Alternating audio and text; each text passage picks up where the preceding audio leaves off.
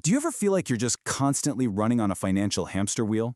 Well, if you do, this is for you. We're going to break down a completely different way to look at your money. And it's all inspired by a guy who went from being totally broke to becoming a millionaire. And we'll give you the blueprint so you can do it too. Yeah, does this feel familiar? You know, you're making pretty good money, you're trying to do all the right things, but you still feel totally stuck in that cycle of living paycheck to paycheck, just wondering where it all goes at the end of the month.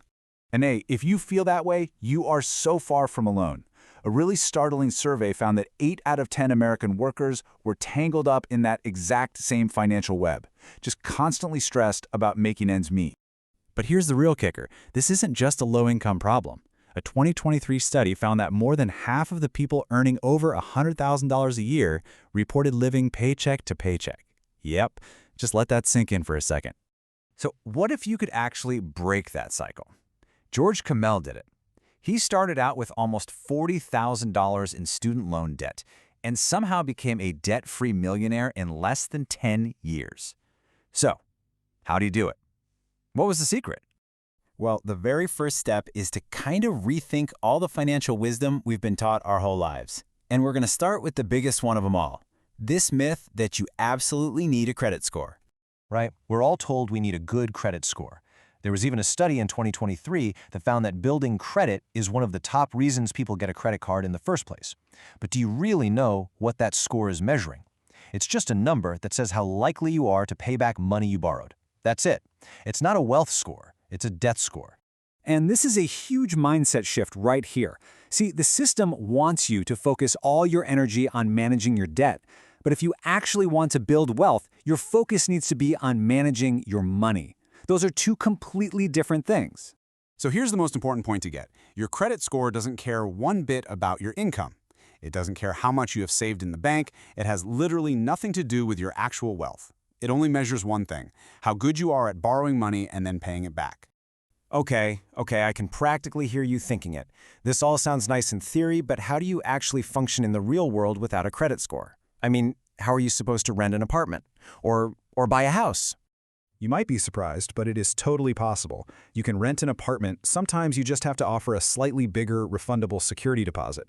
Most employers, they don't even check credit scores anymore. And for that huge purchase, a house, well, George Kamel himself bought his home with something called a no-score loan. That's where the lenders actually look at your real financial health, your income, your savings, instead of some random debt score. And the interest rates, they're often just about the same. All right, so once you've broken free from that credit score myth, the next big step is understanding all the outside forces that are literally designed to keep you spending. We're talking about the powerful combo of marketing and consumerism. Marketing isn't just TV ads anymore. It's personal, it's one-on-one, it's product placement in stores. And then there's brand association, which is so powerful. Think about Subaru for a second. Do you just think of a car? Or do you think of adventure, getting outdoors, this feeling of freedom? That's marketing. It's telling you a story about who you could become if you just buy their stuff. And this quote from George just hits the nail on the head when it comes to sales and promotions. We all love a good deal, right? But like he asks, are you really saving money if a sale just convinces you to spend money you were never planning on spending in the first place? The focus shouldn't be on the money you're saving, it should be on the money you're actually spending. Okay, so you know the myths to watch out for. You know the systems to be wary of. Now, let's get into the good stuff, the practical tools you can start using today to build your own blueprint for freedom. And it all starts with 2 key habits, budgeting and smart spending. You've probably heard of budgeting, and maybe you even groaned a little bit at the thought. But listen, it is one of the most powerful tools you have.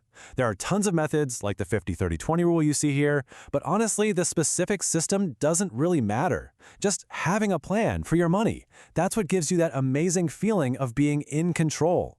And let's get this straight right now.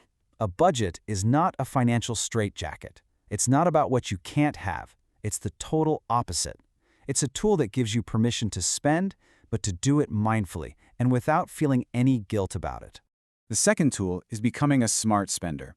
And that just means before you make any big purchase, you just pause for a second and you run through this quick 5-step checklist. Number 1, self-awareness. Ask yourself, will this actually make my life better? 2, motive. Why am I really buying this? Am I trying to impress someone or just feeling down? 3, affordability. Can I pay for this in cash right now? 4, research. Is this really the best price I can get? And finally, 5, timing. Is now the right time to buy this, or should I just wait? And here's the best part. If you go through all 5 of those questions and the purchase still makes sense, then you can buy it with a totally clear conscience. You get to feel that peace of mind that comes from knowing you made a smart, intentional choice with your money. See, the power is truly in your hands. I mean, if George Kamel could go from being tens of thousands in debt to becoming a debt-free millionaire in less than a decade, you can absolutely transform your financial life too. The principles are all here. So the only question left is the one on your screen. The best time to start is right now. So what's your first step going to be?